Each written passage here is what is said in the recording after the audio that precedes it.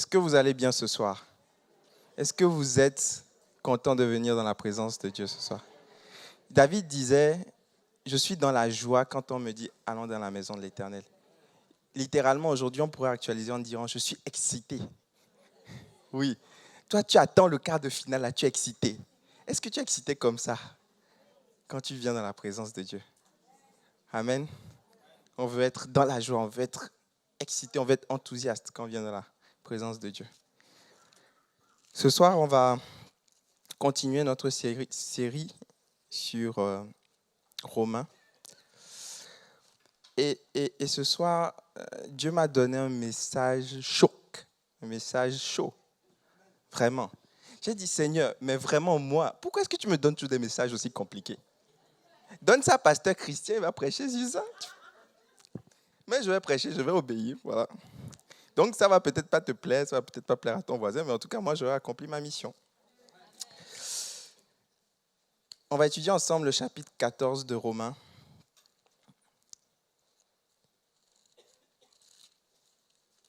On va lire du verset 10 au verset 13.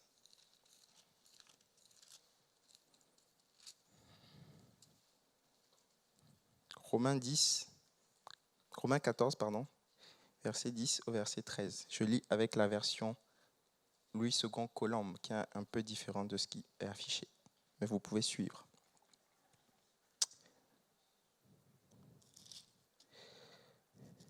Romains 14, verset 10. Mais toi, pourquoi juges-tu ton frère? Ou toi, pourquoi méprises-tu ton frère? Nous comparaîtrons tous devant le tribunal de Dieu, car il est écrit, « Je suis vivant, dit le Seigneur, tout genou fléchira devant moi, et toute langue donnera gloire à Dieu. » Ainsi, chacun rendra compte à Dieu pour lui-même. Dis avec moi, chacun rendra compte. Oui, chacun rendra compte. Chacun de nous rendra compte à Dieu pour lui-même. Ne nous jugeons donc plus les uns les autres. Usez plutôt de votre jugement pour ne pas mettre devant votre frère une pierre d'achoppement ou une occasion de chute. Amen. Amen. Rapidement, le contexte ici, et j'aime bien cette série de Romains parce que quand on étudie la Bible de manière suivie comme ça, on voit où sont les priorités de Dieu. Amen. Aujourd'hui, il y a beaucoup de thématiques. On veut parler de mariage, on veut parler de relations. Il y a beaucoup de thématiques qu'on traite aujourd'hui. Mais quand on étudie de manière suivie la Bible comme ça, on voit quelles sont les thématiques qui intéressent Dieu. Et depuis le début de Romains, ce sont les thématiques spirituelles qui reviennent, la sanctification, la justification. Est-ce que vous avez remarqué ça? Aidez-moi à prêcher, s'il vous plaît. Dites Amen. Mardi soir, ne me laissez pas tout seul devant, soyez gentils. Ce sont des thématiques spirituelles qui reviennent. Et Jésus est préoccupé, concerné par ce genre de thématiques. Et aujourd'hui, la thématique, c'est comment vivre ensemble dans la différence culturelle, dans la diversité, avec des opinions diverses et être en paix. Amen. Dans le contexte de Romains, l'Église à Rome était composée d'anciens juifs et d'anciens gentils. C'est-à-dire qu'il y avait des juifs qui se sont convertis à Christ, qui ont écouté la parole, qui sont devenus chrétiens. Et il y a aussi des païens qui ont entendu la parole et qui sont devenus chrétiens. Ainsi, chacun est venu avec son background. Et il a commencé à avoir des tensions au sujet de la nourriture. À l'époque, la nourriture, c'était un gros sujet, c'était un gros problème. Parce que on allait dans les temples, on prenait la nourriture, on sacrifiait aux idoles. Donc, pour les Juifs, pour les anciens Juifs, c'était quelque chose d'impur. C'était comme littéralement du caca. C'était impur, c'était hors. Le problème, c'est qu'il y avait des non-Juifs, des gentils, des païens, qui se sont convertis dans la même église. Et comme ils n'avaient pas le background des Juifs, et que ce n'était pas écrit nulle part dans les évangiles ou bien dans les prédications de Jésus qu'il fallait s'abstenir de viande sacrifiée aux idoles, ils ne voyaient pas de problème à cela. Et donc, imagine-toi, tu arrives dans l'église et puis l'ancien gentil arrive avec sa viande sacrifiée aux idoles qu'il a achetée au marché. Et le juif regarde ça, l'ancien juif, il dit non mais c'est quoi ce caca que tu emmènes dans la maison de Dieu? Sors-moi ça tout de suite. Et puis l'autre dit non mais c'est quoi ce vieux rétro relou là? Arrêtez avec vos vieilles traditions, on est en Christ maintenant, on est libre. Et tu vois, il commence à littéralement se fighter. Tu vois, comme dans les joueurs, là, quand ils se cognent le front, là, ils s'intimident là, dans la Coupe du Monde. C'est comme ça. Il y avait des divisions. C'était très sérieux. Et donc, Paul est venu intervenir sur ce sujet pour apporter une réponse à ces divisions. Si tu me suis jusque-là, tu peux dire Amen. Donc, dans la vie, il y a des sujets où il y a un vide, comme un vide juridique, où Dieu ne donne pas des instructions précises. Et chacun avec son background culturel ou son éducation va venir apporter ou proposer une position donnée. Est-ce que quelqu'un me suit? Chacun va avoir une idée donnée. Et lorsque mon idée ne cadre pas avec l'idée de mon voisin, il peut y avoir problème. Je te donne un exemple. Par exemple, la Bible dit de ne pas s'enivrer, de ne pas faire de l'excès de vin, d'alcool. Donc, la Bible ne dit pas si on doit nécessairement boire peu d'alcool ou pas du tout d'alcool. Quelqu'un peut dire, bon, vu que c'est mauvais, le vin, l'excès de vin, je ne veux même pas commencer à boire parce qu'on ne sait jamais où ça va s'arrêter, donc je préfère m'abstenir complètement. Donc il y a des chrétiens comme ça, qui ont cette position, ils ne prennent jamais d'alcool. Mais il y a certains qui disent, tant que c'est bu avec modération, il n'y a pas de problème. Est-ce que tu me suis? Donc, on connaît le principe. Le principe, c'est ne vous enivrez pas. Mais dans l'application, notre application n'est pas la même. Certains vont dire, je ne bois pas du tout. D'autres vont dire, je vais boire un peu. Donc, si je veux imposer le fait que je ne bois pas du tout à quelqu'un qui veut boire un peu, il peut avoir un problème. C'est la même chose avec l'habillement. Tout ce que la Bible dit, c'est habillez-vous de manière décente. Mais qu'est-ce que ça veut dire de manière décente? Tout le monde a sa définition. Ou en tout cas, chacun peut apporter une définition différente. Il n'est écrit nulle part que le pasteur ne peut pas prêcher en t-shirt. Est-ce que tu me suis? Pourtant, si on est en t-shirt, ça peut choquer certains chrétiens qui vont dire, mais un pasteur doit absolument être en costard-cravate. C'est la bienséance. Mais si je me mets en costard-cravate, je peux aussi choquer des gens qui sont en t-shirt. Ils vont dire, mais le pasteur, il est distant de nous. Il n'est pas comme nous. Il ne comprend pas notre mode de vie. Tu vois la problématique? Et on peut étendre cette problématique à tout. La PMA, la fécondation in vitro, des parents chrétiens qui n'arrivent pas à concevoir. Est-ce que je peux utiliser la science? Certains vont considérer ça comme un manque de foi, parce qu'il faut prier, Dieu va répondre, Dieu va donner l'enfant. D'autres vont considérer ça comme un canal par lequel Dieu va bénir. Est-ce que tu me suis? Donc, sur des questions où il n'y a pas d'instruction précise, il peut y avoir des interprétations différentes et si une personne veut imposer son interprétation à l'autre, il peut y avoir un conflit. Et c'était le cas. Il y avait un conflit à cause de la nourriture. Les anciens juifs disaient, il est hors de question que vous mangiez de la nourriture sacrifiée aux idoles. On fait des agapés après le culte, on ne veut pas voir une seule viande sacrifiée aux idoles parce que c'est impur. Les gentils qui sont convertis disent, mais c'est qui cette bande-là? Évoluez un peu, on est en 2017. Enfin, ils ne disaient pas ça, ils n'étaient pas en 2017. Mais évoluez un peu. Arrêtez avec vos vieilles traditions. Et il y avait un conflit. Et l'Église était au bord de la rupture. Et Paul va dire ceci. Paul va dire ceci.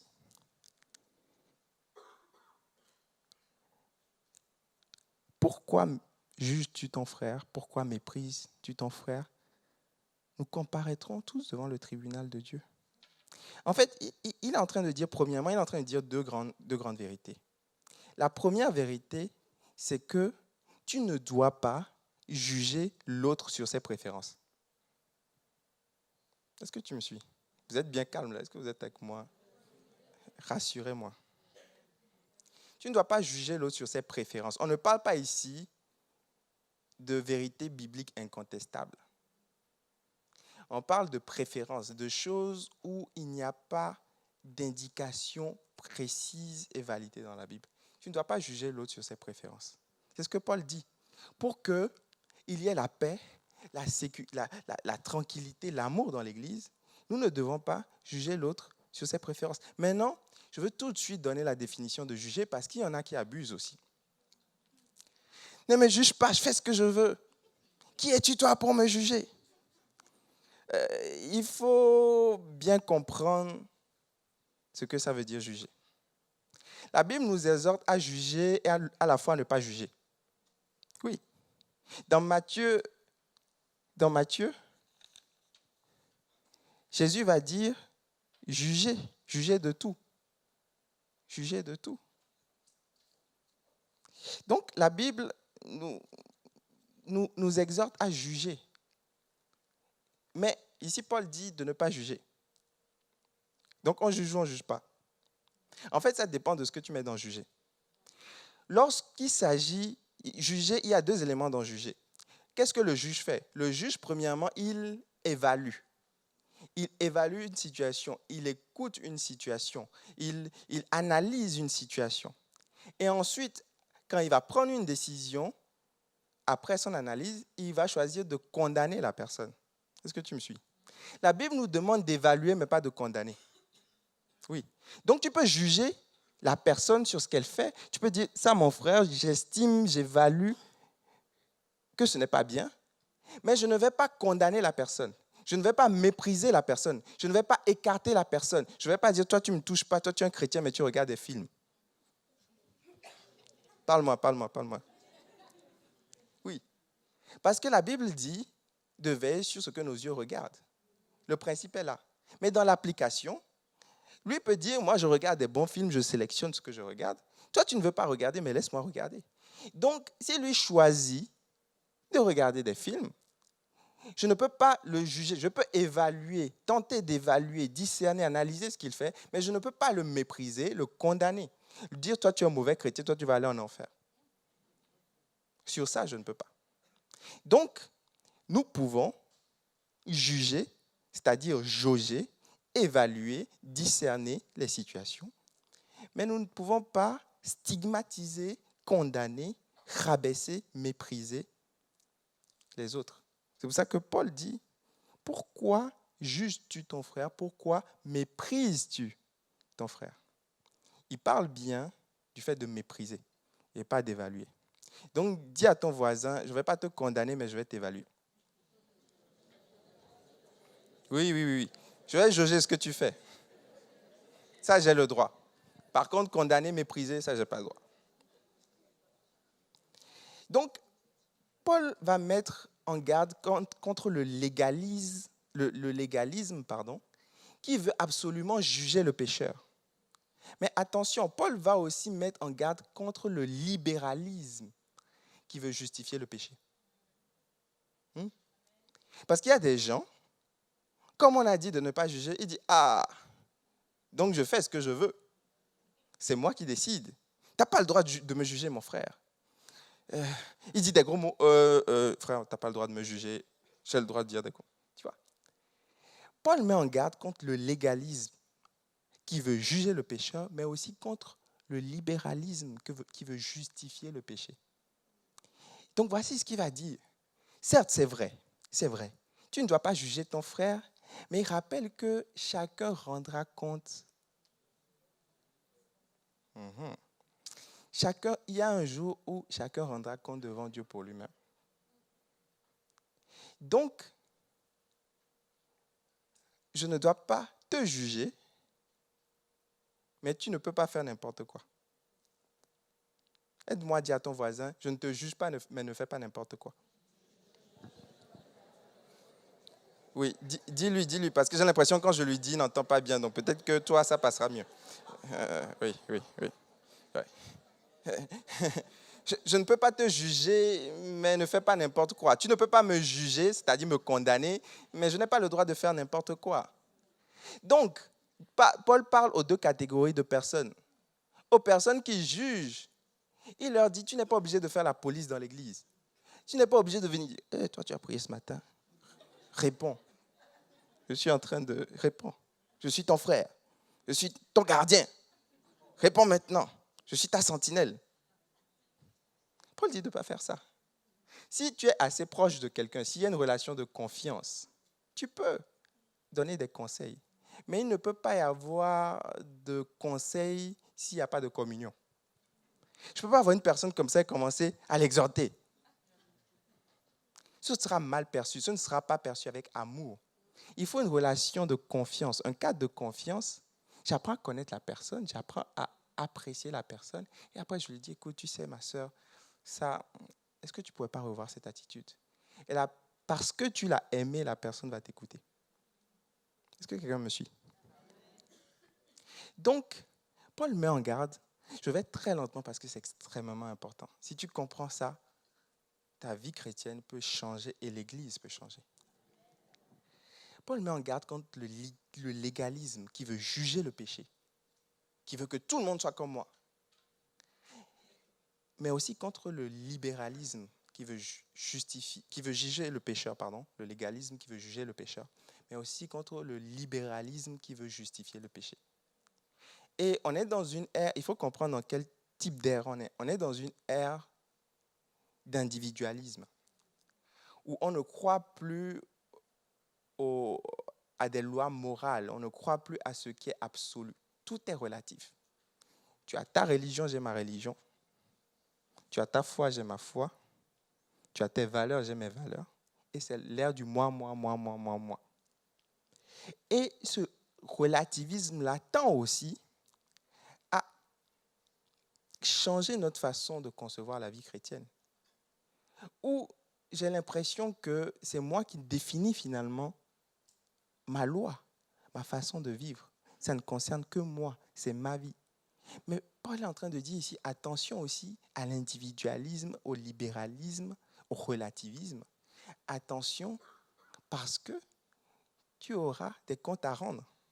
Donc ce n'est plus quelqu'un qui va venir me donner des ordres. Change. C'est moi-même qui vais me placer à côté de quelqu'un sous sa redevabilité et dire, frère, puisque je sais qu'un jour je vais être jugé, pardon, juge-moi maintenant. Ton jugement là va me faire moins mal que le jugement dernier. Oh, dis amen, dis amen. Si c'est vrai, dis amen. Oui. Donc si je sais ça, si j'ai la crainte de Dieu, je vais moi-même dire, hey, pasteur, vraiment, est-ce que tu peux me suivre pendant une semaine là parce que je ne vais pas bien? Je préfère qu'un frère ou qu'un ami ou qu'une sœur me suive, m'accompagne et me juge, c'est-à-dire m'évalue, me jauge, plutôt que de rester dans mon individualisme, de faire ce que je veux et d'en tirer les conséquences plus tard. Je prie que ce soit notre dimension au nom de Jésus. Je prie que nous soyons une église qui est sage, qui ne plonge pas dans le légalisme, qui ne plonge pas dans le libéralisme, mais qui sait faire la part de choses. Je prie qu'il y ait ici des frères et des sœurs qui ne jugent pas, qui ne méprisent pas les autres, qui ne méprisent pas ceux qui sont différents, qui valorisent les autres, mais que chaque personne aussi puisse être responsable de lui-même et puisse aller se placer lui-même sous la coupole d'un leader. Que ce soit ton partage au nom de Jésus. Donc juge, mais ne juge pas. Maintenant, voici la deuxième partie que je disais. Paul dit, tu ne peux pas faire n'importe quoi parce que tu vas être jugé, verset 10. Nous comparaîtrons tous devant le tribunal de Dieu. Et il ne parle pas à des non-chrétiens. Oui, il faut que tu saches, mon frère, il n'y a plus de condamnation pour ceux qui sont en Christ. D'accord, mais il y aura un jugement. Oui, quand on va finir de juger pour le ciel et l'enfer, là, maintenant on va dire, bon, vous qui allez au ciel, là, venez ici. On va vous juger. Et la Bible dit dans Corinthiens, Dieu va scruter vos œuvres. Oui, et va rendre à chacun là selon ses œuvres. Oui. Attends, tu crois que Dieu, en fait, Dieu, il fonctionne un peu comme la parabole des ouvriers à la dernière heure te montre la grâce de Dieu. Parce que pour ceux qui ont commencé le matin et pour ceux qui ont commencé le soir, il a donné la même chose. Mais la parabole des talents te montre la justice de Dieu. Il te montre que vous ne pouvez pas, quelqu'un ne peut pas rester paresseux, faire n'importe quoi, avoir la même récompense que les autres. Tu crois que toi, Tu arrives, tu fais rien, tu es peinard, tu t'impliques pas, tu dis Dieu même, tu pêches comme tu veux, tu tombes, tu retombes, tu tombes, tu retombes, tu tombes, tu retombes. Tu fais ce que tu veux, et puis tu meurs, et tu crois que tu auras la même récompense qu'une femme au 1er siècle qui avait un bébé dans son ventre. On lui a dit renie Jésus. Elle a dit non, on lui a percé le ventre avec son enfant. Tu crois que tu vas avoir la même récompense qu'elle? Non, Dieu serait injuste. Donc, il y a des récompenses différentes au ciel. Donc Dieu jugera. C'est ce qu'on appelle le tribunal de Christ. On va tous passer devant. Moïse va dire, ouais, j'ai fendu la mer en deux. Les gars vont dire, ouais, Moïse. David va dire, ouais, Goliath, je me rappelais encore. Et les gens vont crier. Et puis Dieu va dire, toi. Oui, bon, c'est vrai que c'était compliqué en 2018. Il y a Netflix, bon, c'était dur, donc j'avais pas trop le temps d'aller à l'église. Et puis il y a la grève des transports. Quoi? Quel type de chrétien tu es? On a le même Saint-Esprit. Nous, on était persécutés. Toi, tu n'as rien. Non, gars. Impossible. Impossible. Oui. Si c'est vrai, dis Amen. Donc, Dieu montre à la fois sa grâce en te donnant le salut gratuitement, mais il montre sa justice en te rémunérant selon tes œuvres. Donc, ne va pas être mendiant au ciel. Oui. Donc, on va être jugé. On va être jugé. Et il faut que je te dise quelque chose. Dans chaque pays, dans chaque culture, il y a des forces démoniaques qui opèrent de manière différente. À l'époque de Paul, c'était la nourriture. Il y avait les gens idolâtraient la nourriture. Ils sacrifiaient la nourriture à des idoles. Ils faisaient des fêtes avec des beuveries, ils mangeaient, ils buvaient. C'était la nourriture, l'idole. Donc le diable, il y avait les démons qui contrôlent l'alcool, les excès de table. Ici, c'est nous. Nous, on gère. Aujourd'hui, ce n'est plus la nourriture. Aujourd'hui, le démon du sexe a remplacé le démon de la nourriture. Oui. Oui. C'est vrai. C'est vrai. On est dans une culture extrêmement perverse. Des fois, je me demande si on n'a pas dépassé le niveau de Sodome et Gomorrhe. Vraiment. Et le démon de la sexualité malsaine a remplacé le démon de la nourriture. C'est pour ça qu'il y a des statistiques impressionnantes de personnes qui sont dépendantes de la pornographie. C'est pour ça. Parce qu'il y a des démons qui contrôlent. Tu sais, j'ai compris ça quand ma femme et moi on est allés au Togo l'année dernière. Je suis arrivé, il y avait une atmosphère différente. Il y avait d'autres forces là-bas, les mysticismes, des choses comme ça, les sorciers. Il y a des choses dans chaque pays. Mais quand je suis revenu en France, je me suis dit, il y a un climat malsain par rapport à la sexualité. Je dis, c'est impressionnant. Même tu vas dans d'autres pays, ce n'est pas comme ça. Tu sens un climat, tu te dis, mais c'est malsain. Oui. Les gens là-bas, à 35 degrés, il fait plus chaud là-bas, mais ils s'habillent plus couverts qu'ici. Je te dis la vérité, voyage, tu vas voir. Donc, ce n'est pas une question de chaleur. C'est des démons qui influencent la manière, la conception, la manière de penser des gens. Oui. C'est pour ça que quand tu parles de Dieu, les gens te regardent bizarrement, mais quand tu fais des blagues de sexe, tout le monde rigole. C'est ça. Non, tu peux acclamer. Si je dis la vérité, acclame. Je t'ai dit, moi je ne voulais pas prêcher ça. Je voulais laisser ça à pasteur Christian, c'est lui le pasteur de l'église. Donc acclame. Chaque culture, chaque époque, chaque pays a des démons prédominants qui régulent la façon de penser, les mentalités des gens et qui pervertissent les consciences. Et aujourd'hui, la Bible parle de séduction de la fin des temps. Qu'est-ce que la séduction? En fait, le diable opère de deux manières. Il opère soit par la persécution, soit par la séduction. Dans la persécution, il te force à faire le mal. Mais dans la séduction, il te pousse subtilement à aimer le mal. Du coup, il n'est plus obligé de te forcer, tu fais le mal tout seul. Oui, c'est ce que le serpent a fait dans le jardin. Il n'est pas venu séquestrer Adam et Ève sur une chaise, les a attachés, leur a dit, vous mangez. Non, il a dit, allez, le fruit là, je suis sûr que c'est mauvais. Et puis, il a emmené dans la séduction. Il dit, c'est pas mauvais finalement. On peut essayer. C'est pas si grave que ça. Après tout, c'est qu'un fruit. C'est à cause de quelqu'un qui a mangé un fruit qu'on a tous les problèmes aujourd'hui ici. Ouais. Ouais. Ouais. C'est qu'un fruit, c'est pas grave. Toi aussi. Dieu, des fois, mon Dieu, il est rétro. Allez, il faut essayer de nouvelles choses. Tu vas pimenter la vie. Il a été chassé du jardin. La séduction t'emmène à aimer le mal. C'est pas grave. Allez, sois pas trop dur. C'est ce qui est arrivé à Samson. Les Philistins sont arrivés, ils voulaient le prendre par la persécution, la force. Ils n'ont pas réussi. Ils ont envoyé des lilas. Il a aimé le mal. Il s'est donné tout seul. Je prie que ce ne soit pas ton partage au nom de Jésus. Que tu puisses déjouer tous les plans de l'ennemi à ton sujet, à mon sujet.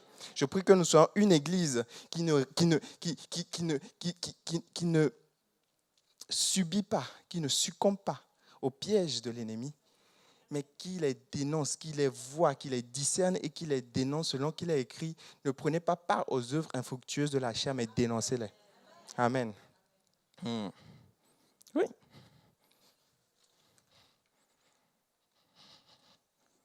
La séduction.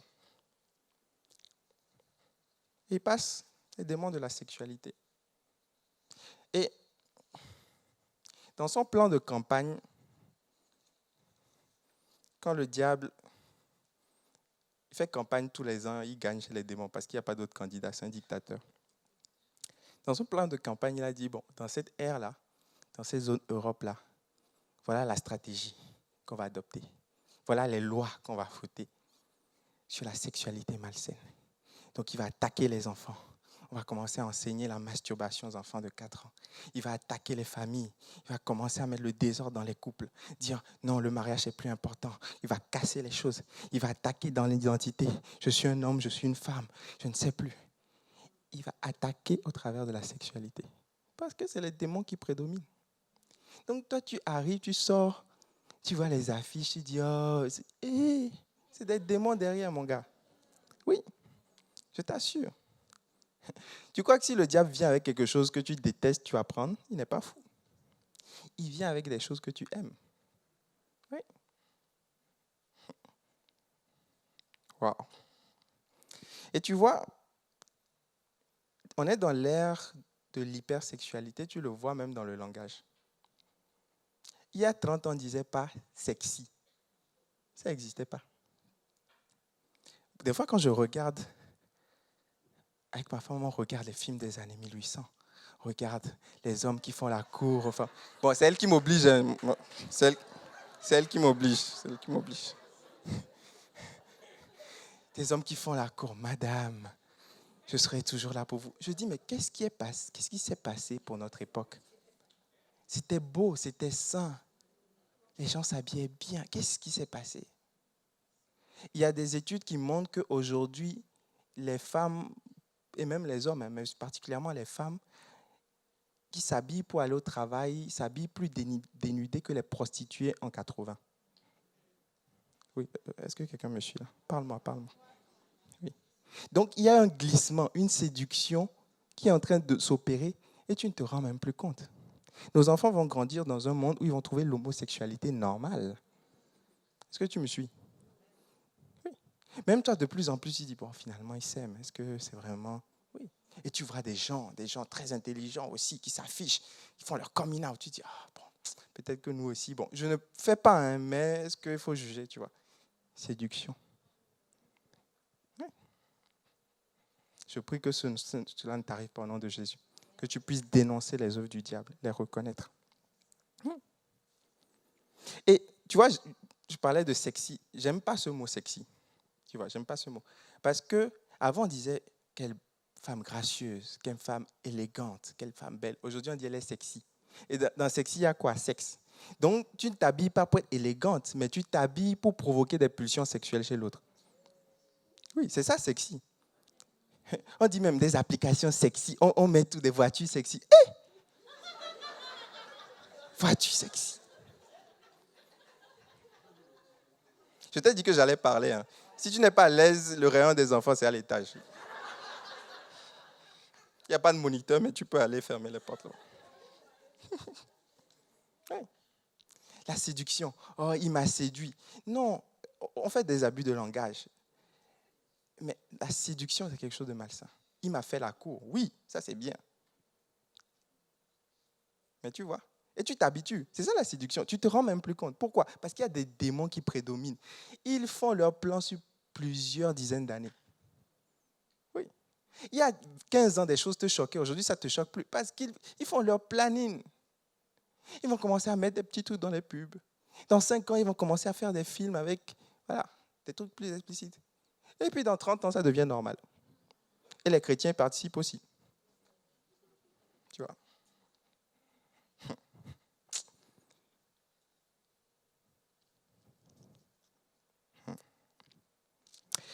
Le travail du diable, il faut comprendre que le travail du diable, c'est de te faire tomber. Toi, tu te réveilles le matin, tu prends ta douche et tu vas au travail. Tu vas sur ton écran d'ordinateur, tu travailles, tu vas avec tes dossiers. Quand le diable se lève, lui, son travail, c'est de te faire tomber et de faire tomber les gens. C'est son travail. Donc, le travail du diable, c'est de te faire tomber, d'instaurer un monde de décadence, de perversion, où les gens vont de plus en plus tomber facilement.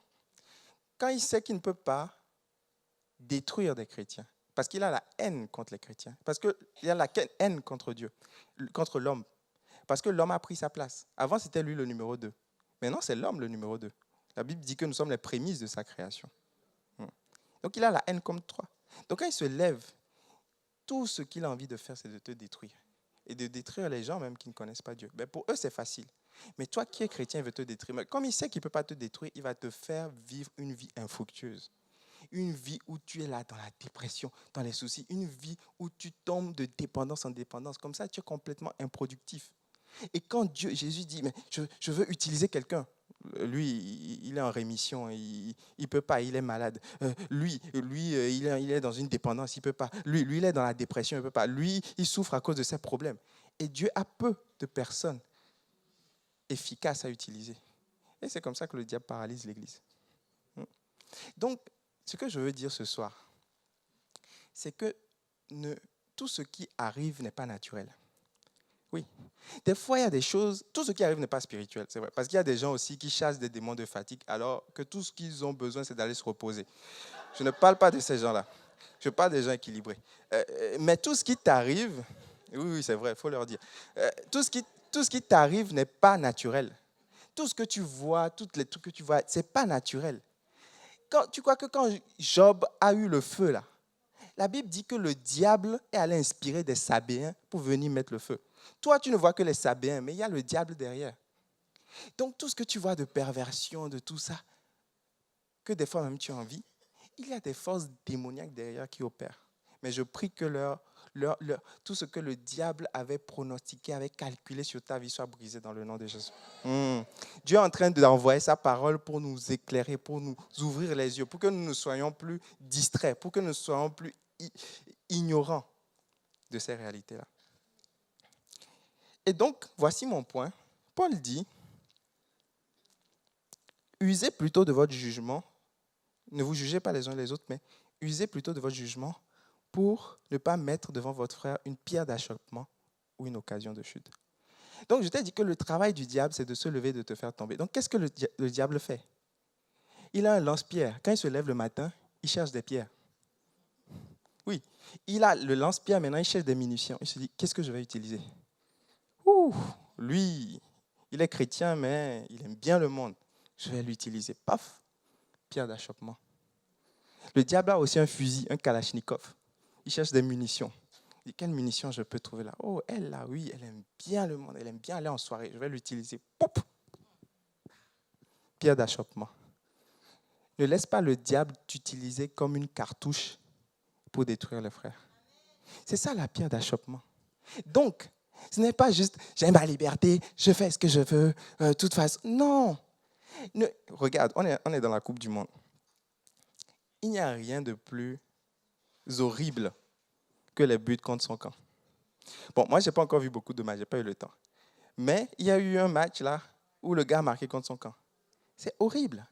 Tu t'imagines, tu t'es entraîné pendant des semaines et des semaines avec tes coéquipiers, tu as dormi dans le même hôtel qu'eux, tu as mangé avec eux, tu as pris l'avion avec eux, tu as rigolé avec eux, tu es allé sur le terrain, tu t'es échauffé avec eux, tu portes leur maillot et quand le match commence, au lieu de marquer là, tu tournes là, tu marques là.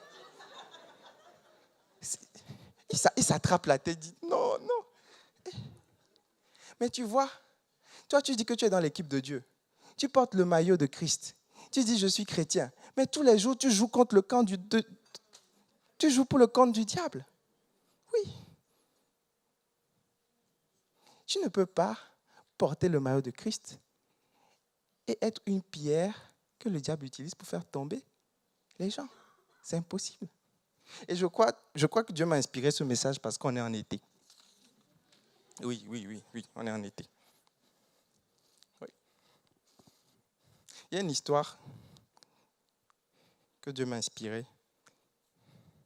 Le diable se lève un jour et se dit, je vais faire tomber Serge. Toute ressemblance avec des personnes.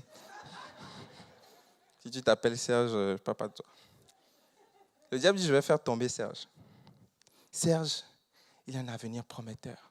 C'est un futur évangéliste. Il vient de se convertir. Il a le feu. Il dit, waouh, lui, dans 15 ans, ça va être l'évangéliste international qu'on va voir sur tout. C'est un gars qui a un ministère. Mais il est jeune dans la foi. Et le diable dit, lui, aujourd'hui, c'est ma cible. Toi, tu t'es levé pour aller travailler sur ton ordinateur. Lui s'est levé pour dire, lui, c'est ma cible aujourd'hui. Je mets objectif done, tâche. Liste de tâches done si je le fais tomber. Et donc, le diable dit, je vais faire tomber Serge. Sauf que c'est un gars en feu. C'est un gars qui prie. Comment je le fais tomber? Il s'est dit, bon, oui, il y a Sophie là à côté. Elle est devant sa garde-robe en plus. Sophie est devant sa garde-robe. Oh, c'est l'été. Et puis toutes les filles s'habillent short. Pourquoi nous les chrétiennes, on ne doit pas s'habiller short? D'ailleurs, j'ai ma liberté. Je fais ce que je veux. Je suis fatiguée des gens qui m'imposent des choses. C'est ma vie. Donc aujourd'hui, je sors. Et puis on regarde toutes les filles. Moi, on ne me regarde pas. J'ai 30 ans, je suis encore célibataire. Donc j'en ai marre. Aujourd'hui, je m'habille comme je veux. Donc je prends ce short-là. D'ailleurs, il est trop long. Je le coupe. Comme ça, on va avoir des bouts de ma chair. Parle-moi. Parle-moi. Oui. Et puis, je mets ce soutien. Et puis, je mets rien sur le soutien. Donc, je sors avec le soutien. Voilà, comme ça, c'est bien. Et puis, je mets ma chevelure, je me maquille bien. Et moi aussi, on va me regarder aujourd'hui. Voilà, d'ailleurs, il fait trop chaud. Oui, parce que si je mets 3 cm de plus, je vais mourir de chaud, vous comprenez? Voilà. Donc, et Sophie arrive dans le même resto que Serge. Le pauvre Serge, il est venu.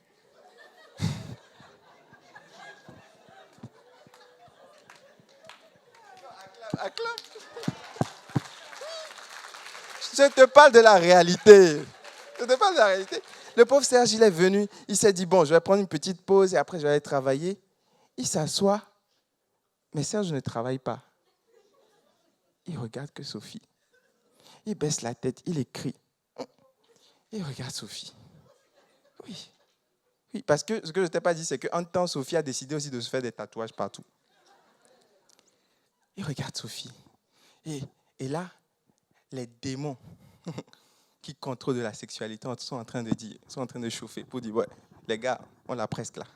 C'est bon, les gars, continuez à chauffer, on l'a presque. Et là, tout le passé de Serge est en train de remonter. Comment il était addict. Et ça remonte, et il combat. Et Serge rentre à la maison. Et une pensée démoniaque lui dit, va devant ton écran. Allez, fais ce que tu faisais avant quand tu étais chrétien. Allez, c'est accessible. Personne ne le saura. Et Serge tombe. Et il retombe.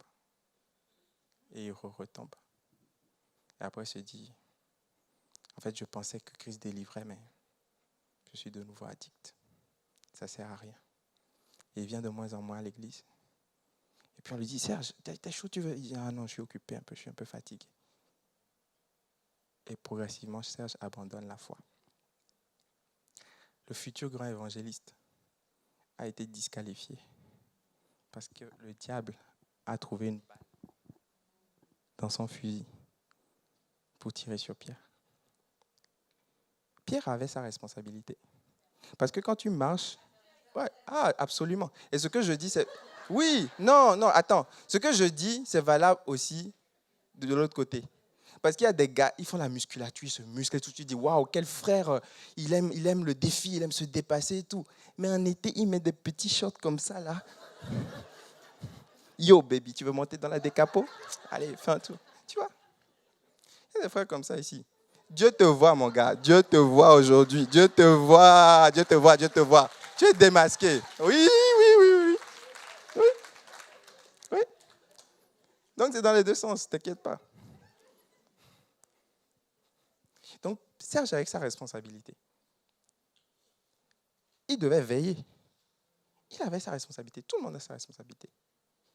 Mais Sophie, Dieu lui demandera compte pour ce qu'elle a fait. C'est pour ça qu'il dit, ne nous jugeons pas les uns les autres. Mais n'oubliez pas que chacun rendra compte. Et tu vois, l'histoire que je viens de te raconter, c'est une version moderne de ce que David a vécu. David était en haut de son treillis. Il passait dans la fenêtre, il dit, oh, c'est qui ça? Sophie. Il y a deux questions. Bathsheba.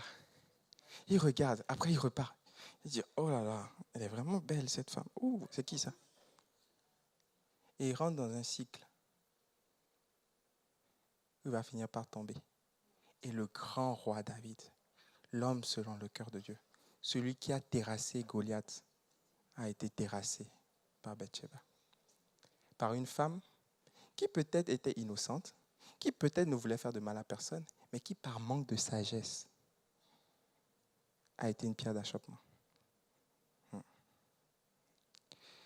Et ce soir, ma prière, c'est qu'on vienne devant Dieu, qu'on demande pardon pour toutes les fois où on a été une pierre d'achoppement.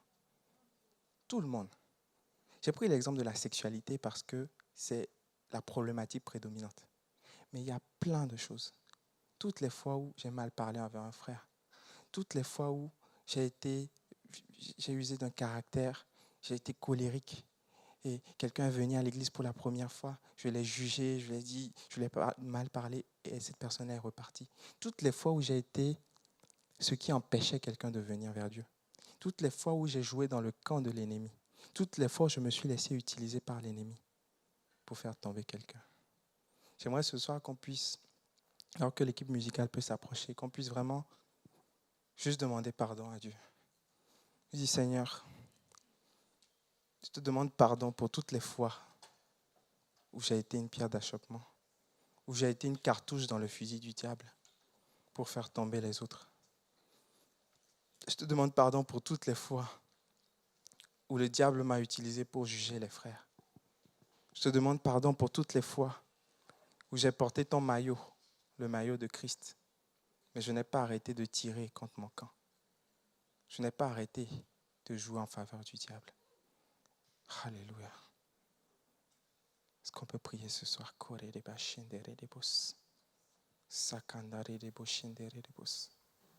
Seigneur, tu veux une église sans tache ni ride. Et nous sommes dans un monde de séduction qui nous emmène progressivement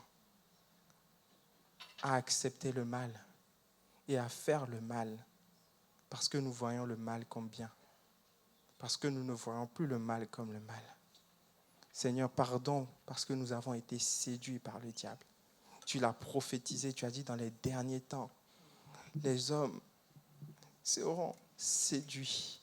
Il y aura une grande séduction. Seigneur, accorde-moi la grâce de ne pas me laisser séduire par le diable. Parce que je suis ton enfant. Parce que je suis ton fils et je suis censé te refléter. Accorde-moi la grâce à chaque fois que je vais m'habiller, que je puisse aller devant le miroir et dire, Saint-Esprit, toi qui es en moi, est-ce que tu es bien dans ce que je porte? Seigneur, sans aucun jugement ou aucun légalisme sur ce qu'on doit porter ou ce qu'on ne doit pas porter. Tu nous dis de ne pas juger. Nous voulons juste venir nous mettre devant toi et te dire, Seigneur, je suis dans ton camp. Seigneur, que les gens ne me voient pas comme sexy, mais qu'ils me voient comme brillant de la gloire de Dieu, comme élégant, comme débordant d'une joie naturelle, comme belle et comme beau. Seigneur, que je ne puisse pas être un canal qui va faire tomber mes frères, qui va faire tomber des non-chrétiens, qui va faire tomber des Serges, mais que je sois quelqu'un qui t'honore. Alléluia. Est-ce qu'on peut commencer à se lever et prier? Dieu veut envoyer un vent de libération ce soir. Le travail du diable, c'est de faire tomber. Je ne veux pas participer à ce travail. Je ne veux pas laisser le monde me séduire. J'ai ma liberté en Christ et je veux user de ma liberté en Christ, mais jamais pour favoriser le diable. Je fais ce pacte avec toi aujourd'hui, Seigneur. Je te prie afin que tu m'aides à être toujours fidèle dans les moindres détails. Quand tout le monde me voit et quand personne ne me voit. Je veux, Seigneur, t'être fidèle. Tu envoies un vent de libération aujourd'hui. Seigneur, je te dis merci parce que les pièges du diable sont démasqués ici. Je te prie parce que tu réveilles une génération de héros, une génération de gens qui ne vont pas marquer dans le camp de Dieu, qui ne vont pas marquer contre leur camp, mais qui vont envoyer des missiles dans le camp du diable. Je prie, Seigneur, ce soir, parce que tu vas lever des hommes et des femmes consistants, compétents, des hommes et des femmes qui ont du caractère, qui savent dire non au péché, qui savent dire non à la tentation. Tu vas réveiller une église qui va être belle, sans tache ni ride, pas perverse, pas séduite, non.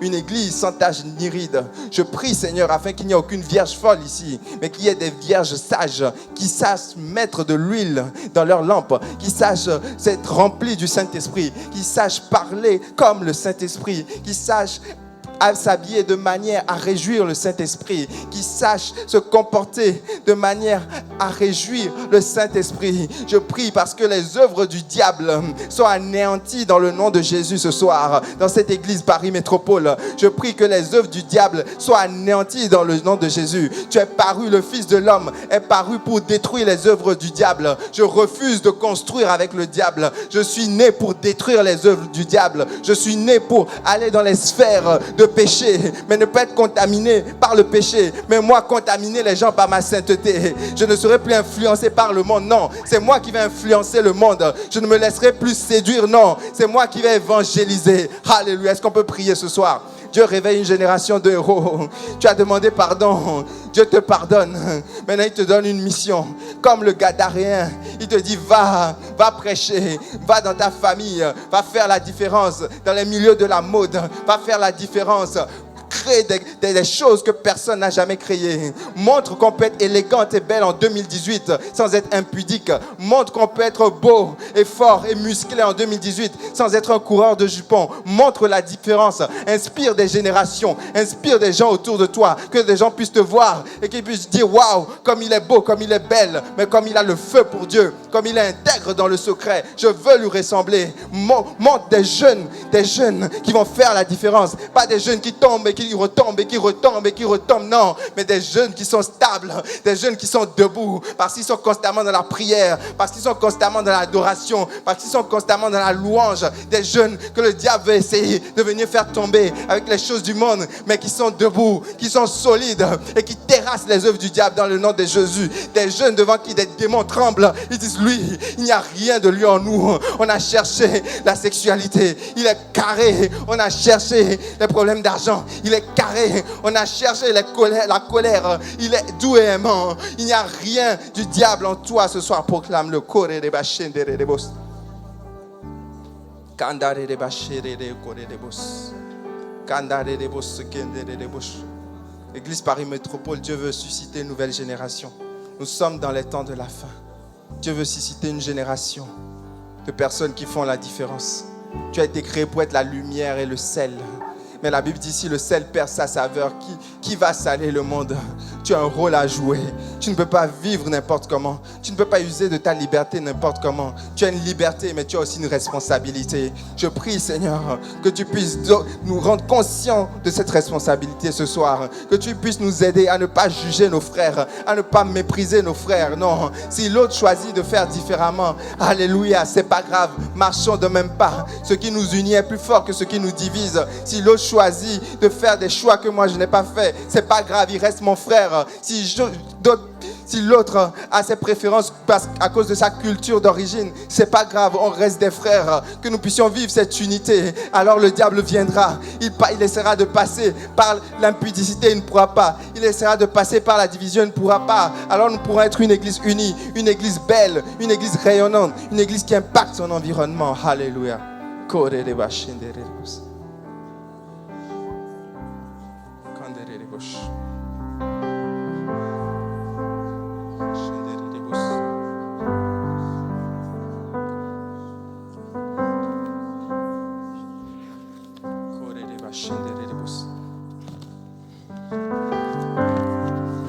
Le Saint-Esprit me demande de faire un appel maintenant.